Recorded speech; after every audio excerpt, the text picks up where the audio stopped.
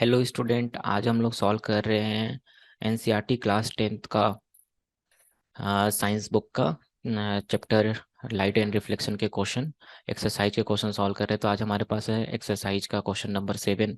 तो question number 7 में क्या कह रहा है? We wish to obtain an erect image of an object using a concave mirror. तो हम लोग क्या चाहते हैं? एक इरेक्ट इमेज चाहते हैं using a concave mirror of focal length 50 centimetre. Concave mirror एक यूज कर रहे हैं जिसका फोकल लेंथ कितना हमारा 15 सेंटीमीटर है। What should be the range of the distance of the object from the mirror? What is the nature of the image? Is the image larger or smaller than the object? Draw a ray diagram to show the image formation in this case. तो सबसे पहले हमारे पास जो mirror है वो कौन सा mirror है? हमारे पास कॉनकेव मिरर। तो कॉनकेव मिरर के लिए अगर मैं बात करूँ ये इरेक्ट इमेज कब बनता है? जैसे this is the concave mirror. तो कॉनकेव मिरर इरेक्ट इमेज कब बनाता है हमारा? जब ऑब्जेक्ट फोकस और पोल के बीच में हो। तो ये अगर हमारा पोल है and this is the focus, this is the centre of curvature. तो अगर ऑब्जेक्ट फोकस और पोल के बीच में लाई करेगा तभी हमारा क्या बनेगा? इमेज बनेगा इरेक्ट। ओके। तो हमें क्या गिवन है कि मैग्नीट्यूड ऑफ फोकल लेंथ कितना गिवन है? हमें 15 सेंटीमीटर गिवन है, right. Magnitude of focal length कितना गिवन है? 15 सेंटीमीटर। तो जो ऑब्जेक्ट का डिस्टेंस होना चाहिए मिरर से वो कितना होना चाहिए? 0 से बड़ा and magnitude of focal length से छोटा। तो दैट विल बी 0 से बड़ा यू होना चाहिए एंड 15 सेंटीमीटर से छोटा होना चाहिए। तो this will be the range.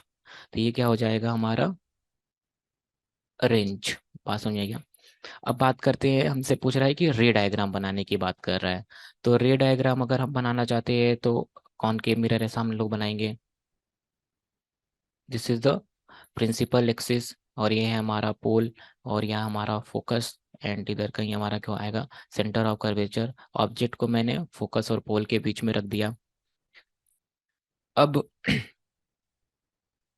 अब क्या करेंगे हम लोग कि यहाँ से एक लाइट रे निकला पैरेलल टू प्रिंसिपल एक्सिस, वो कैसे पास करेगा? ऐसा फोकस से पास करेगा। फिर दूसरा लाइट रे को हम लोग पोल से निकाल देते हैं, तो पोल से ऐसा पास कर गया। अब इन दोनों को अगर मैं पीछे की तरफ एक्सटेंड करूंगा तो कहीं यहाँ पे जाके मिलेगा और यहाँ पे हमारा क्या बनेगा? इमेज बनेगा। तो जो इमेज बनेगा वो हमारा किधर बनेगा? बिहाइंड द मिरर बनेगा। एंड कैसा बनेगा? एनलार्ज बनेगा और इरेक्ट बनेगा। कैसा बनेगा? Erect, enlarge and behind the mirror मतलब वर्चुअल बनेगा।